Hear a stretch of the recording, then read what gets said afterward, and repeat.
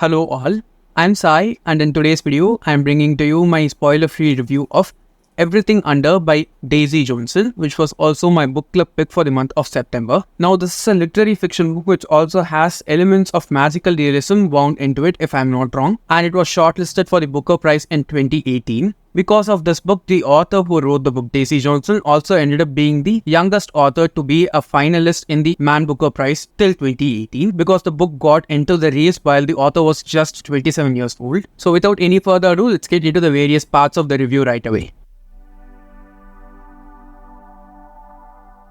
So in Everything Under, we follow our main character Gretel, who's a person that works a lot with words. And 16 years back, what happened is Gretel's mother, Sarah, went missing, and both of them have lived a very hard life, okay? Especially Sarah has not been a great mother to Gretel as she has suffered a lot because of her mother when she was a child. And after 16 years from when she went missing, for some reason Gretel wants to find her mother again, and she keeps on checking the nearby hospitals and morgues where her mother used to live with to check if she is alive or dead. During the beginning of the story, because of some reasons, Gretel happens to find her mother and they live together in the small boathouse kind of thing where Gretel's mother Sarah has been living for a while. And from there, Gretel somehow convinces her mother and takes her along with her to this small mansion where she's living. And they both live together in that mansion for a while. She does not know what all has happened in her mother's life and also in her own life when she was a child because of all the trauma that she has experienced then. So she tries to find her childhood friend named Marcus, but for some reason Marcus does not have an online footprint at all,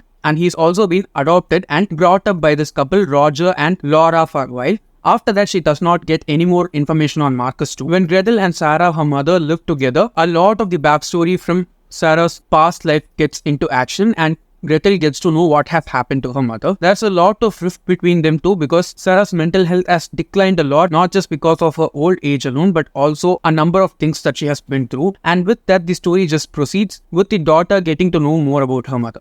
When it comes to the characters, we have the main character Gretel, as I said before, and her mother Sarah. Apart from them, there's also this boy named Marcus, who is trans, and he's brought up as a girl named Marbo by his adopted parents Roger and Laura. Apart from them, we also have a man from the past life of Sarah named Charlie, who might be the father of Gretel, but we don't know that for sure. And a few other characters who weave in and out of the story now and then, but they are not that much important for the plot if you ask me. The whole story just revolves around these 5 to 6 characters and what all has happened between them that has caused this decline in the life of Sarah as well as Gretel because of Sarah, and what all Gretel has been through in her life and why she is not remembering most of the things that happened to her in her childhood. Each and every one of the characters is very distinct and we don't get muddled up or confused between the characters because the author has written each and every one of them really clearly. They all express the same kind of traits during different parts of their life despite getting older. So I think the character work done by the author in this one is really good.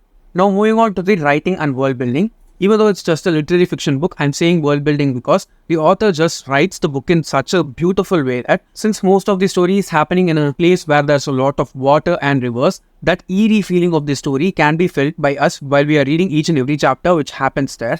It feels like we are in that place seeing all these things unfolding in front of our eyes, and sometimes I was able to even feel the cold that was being experienced by the characters, which was quite creepy. When it comes to the writing also, despite being a finalist for the Booker Prize, the book was very easy to read, okay? It is not something that is difficult in terms of reading level, okay? It's not for beginners. Still, it can be read by people who have read a few books. The author does not use a lot of different words that we have to look up in order to understand the story. At the same time, she does not keep it so basic too. Along with all these different writing elements, there's also this Greek play retelling layer of the story, which also shows us the entire story as a reimagining or retelling of a super popular Greek play. I'm not going to name the play because if you knew the play, you might very easily get spoiled for the story as a whole. So it's essential to just go forward and read the book and experience it on your own. There are also a lot of storylines between the different characters which cross over with each other, and there's not a clear distinction between when things are happening. Like she does not give the age or the year during which things are happening. But through the author's writing style and the way in which the characters are acting and behaving, it's very easy to understand which is the past, present, and what things are happening parallelly in the story. So because of all these aspects, I enjoyed both the writing as well as the world building in this book very much. Finally, talking about the pacing of this book, I should say that the pacing of the book is quite slow, okay?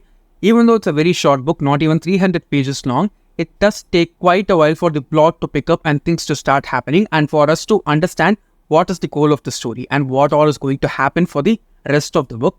It is not too confusing, it's not a lot to handle. At the same time, it is also quite slow with the way in which the things are unraveled and revealed to us. So if you're a person who wants only fast-paced stories, I don't think you'll enjoy this book at all. But if you're okay with slow pacing, getting to know the characters and building the world so that you can experience the story from where it is happening, this will definitely be a perfect book for you. I enjoyed reading it very much, even though I regret a little bit for choosing it as a book club read because it is not beginner friendly. It was easily a very solid 4-star book for me. So yes guys, that's it for my review of Everything Under by Daisy Johnson. It was quite an experimental read for me if you ask me, and I definitely enjoyed the experience of reading the book. If you read the book along with me or if you have read it before, please do let me know your thoughts on the book in the comments below and we can discuss. And if you found this review useful, don't forget to give it a thumbs up and share it with your friends. If you want to get more content from me, do subscribe to the channel. Thanks for watching and have a great rest of your day.